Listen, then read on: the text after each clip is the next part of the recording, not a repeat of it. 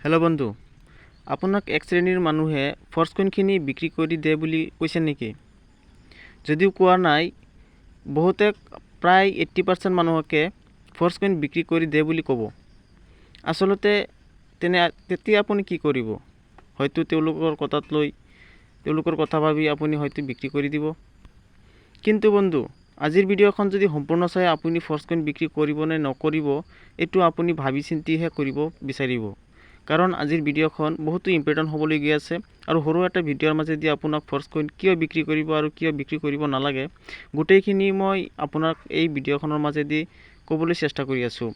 আশা কৰিম আপুনি যদি চেনেলটো ছাবস্ক্ৰাইব কৰিব বিচাৰে, নিশ্চয় ছাবস্ক্ৰাইব কৰিব পাৰে। আজি আমি জানো আমাৰ একোটা ফৰ্চ কইনৰ দাম $2.78।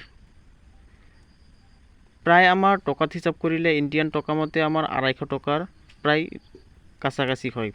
গতিকে আমাৰ বহুতেই ভাবি আছে আমি যিমান পাইছোঁ ফৰ্চ কইনৰ পৰা যথেষ্ট পাই গৈছোঁ। হয়তো আমি আগন্তুক দিনত আৰু ইয়াতকৈ বেছি নাপাবও পাৰোঁ। অপেন মাৰ্কেটত আহিলে আমাৰ আৰু কি লাভটো হ'ব পাৰে।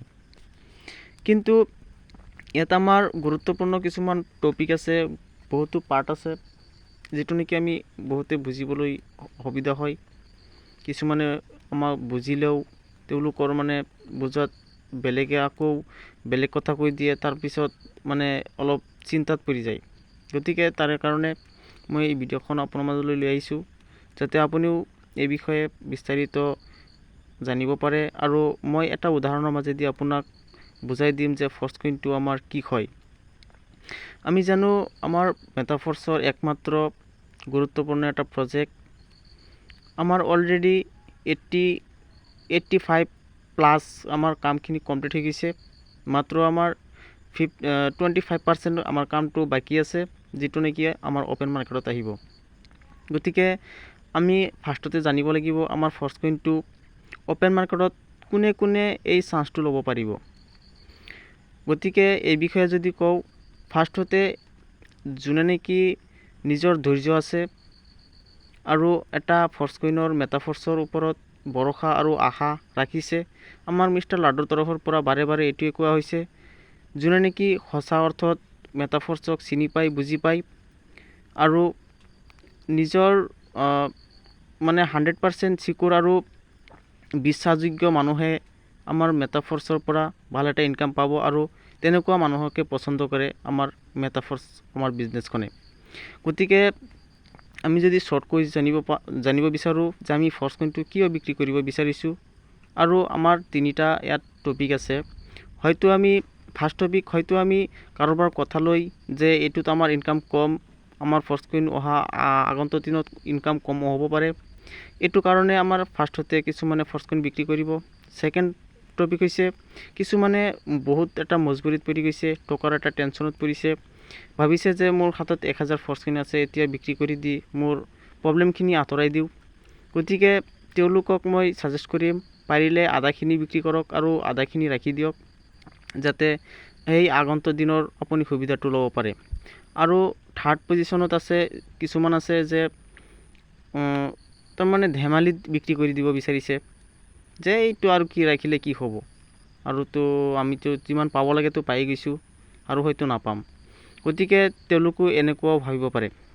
গতিকে আপুনি কিন্তু পৰ্যায়ত ভাবিছে, আপোনাৰ পৰ্যায়টো মই ক'ব নোৱাৰোঁ। গতিকে মই এইটো নকওঁ, আপোনাৰ ইচ্ছা, আপোনাৰ কইনছ আপুনি বিক্ৰী কৰিব পাৰে, নকৰিব পাৰে, এইটো আপোনাৰ মৰ্জি।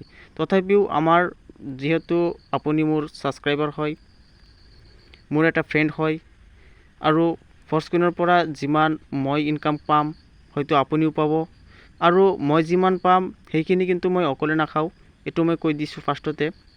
কাৰণ মই হয়তো একোটা ফৰ্চ কইন যেতিয়া $100 হৈ যাব, গতিকে তেতিয়াই মই এটা ফৰ্চ কইনৰ টকাখিনি মই মোৰ ফলোৱাৰ্ছক ভগাই দিম, যোনে নেকি মোক ছাপোৰ্ট কৰিব পাৰে।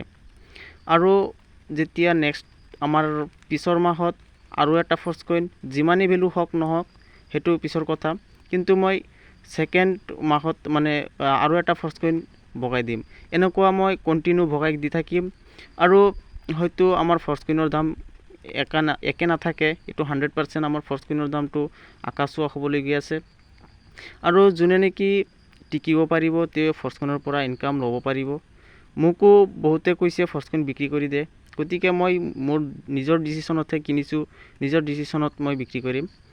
গতিকে মই এটা উদাহৰণ যিহেতু কম বুলি কৈছিলোঁ, গতিকে উদাহৰণটো হৈছে যদি আপোনাৰ ধৰি লোৱা হওক এটা আম গছ আছে, 100টা আম লাগিছে, গতিকে আপুনি যদি কেঁচাতে খাই দিয়ে তেতিয়া কি হ'ব, আৰু যদি আপুনি পকিলে খায় তেতিয়া কি হ'ব, নিশ্চয় কমেণ্টত জনাব পাৰে বন্ধুসকল। আশা কৰোঁ যে আপুনি এই ভিডিঅ'খনৰ মাজেদি নিশ্চয় সম্পূৰ্ণ আজিৰ টপিকখন গমে পাইছে আৰু কিবা নহয় কিবা এটা বুজিব পাৰিছে।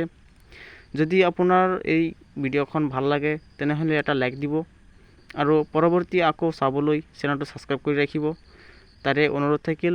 গতিকে থেংক ইউ, জয় মাতা ফ'ৰ্চ।